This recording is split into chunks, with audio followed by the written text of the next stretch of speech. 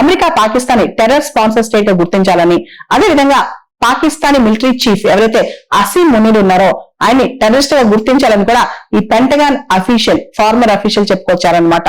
So ప్రపంచవ్యాప్తంగా చాలా దేశాలకి ఎవరైతే మిలిటరీ వింగ్స్ లో ఉంటారో లేదా డిఫెన్స్ వింగ్స్ లో ఉంటారో వాళ్ళకి అర్థమైంది. ఎందుకంటే ఒసామా బిన్ లాడెన్ విషయంలో మనకు తెలుసు, 10 సంవత్సరాలు అమెరికా ఒసామా బిన్ లాడెన్ ఎత్తితే చివరికి 10వ సంవత్సరం ఎక్కడ దొరికాడు? 2011 లో ఆయన అబోతాబాద్ లో దొరికాడు పాకిస్తాన్ లో. అదే విధంగా మనం చూస్తే Pak sponsor terrorism, Pakistan state sponsor terrorism ని విపరీతంగా ప్రోత్సహిస్తుంది. ముఖ్యంగా కాశ్మీర్ విషయంలో రీసెంట్ గా పాకిస్తాన్ ఆర్మీ చీఫ్ అసీం మునీర్ చాలా ఘాటైన వ్యాఖ్యలు చేశారు. 2 నేషన్ థియరీని సపోర్ట్ చేశారు. కాశ్మీర్ మాకు రక్తనాళం అని చెప్పారు. ఇలాంటి చాలా మాటలు మాట్లాడారు. అసలు పాకిస్తాన్ కాశ్మీర్ ఎందుకు, మా యూనియన్ టెరిటరీ మీకెందుకు అని చెప్పి చాలా మంది ప్రశ్నిస్తున్నారు అనమాట. ఎంత ధైర్యం పాకిస్తాన్ ఆర్మీ చీఫ్ అన్ని మాటలు మాట్లాడి ఇప్పుడు ఇంత అటాక్ వెనకాల ఎవరున్నారు, ఏ దేశం ఉంది అనేది ఇప్పుడు అందరికీ తెలిసిందే. ప్రపంచంలో అదొక ఓపెన్ సీక్రెట్ అన్నమాట.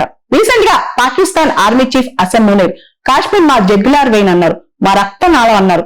ఇప్పుడు ఆ రక్తనాళాన్ని పాకిస్తాన్ నుంచి కట్ చేసేయాలి, పాకిస్తాన్ మొత్తానికి తుంచేయాలి. ఇప్పుడు ఇండియా చేయాల్సిన పని అదొక్కటే.